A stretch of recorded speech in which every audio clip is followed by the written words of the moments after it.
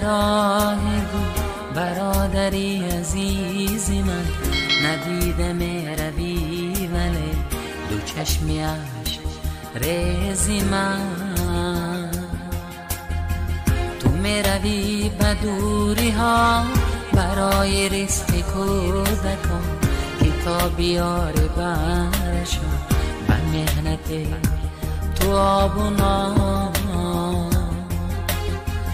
ایا برادری عزیز رئیست برای تو همیشه آب می شود دلم زی دوری های تو.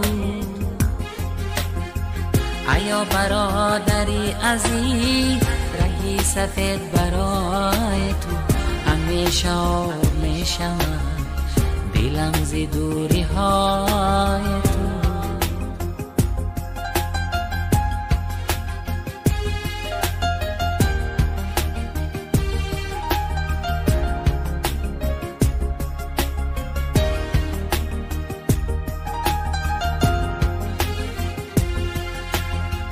برادرم غریب و هم مسافری، بگو کتابک چونی مهاجری.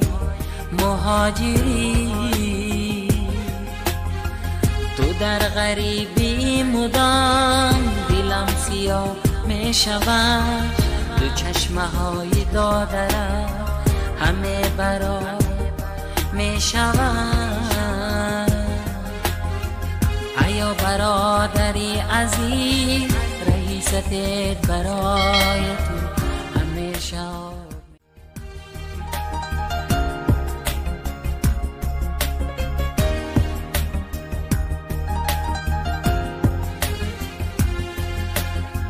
تو میروی برای گو برادری عزیز من، ندیدم روی ولی دو چشمیش ریزی من. تو میروی به دوری ها برای رزق کودکان، کتاب بیاره برشان به مهنت تو آبونا.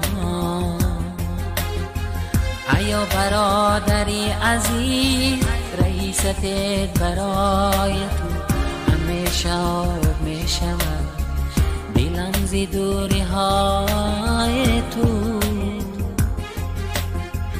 ایا برادری عزیز رئیست برای تو همیشه آب می شود دلم زی دوری های تو.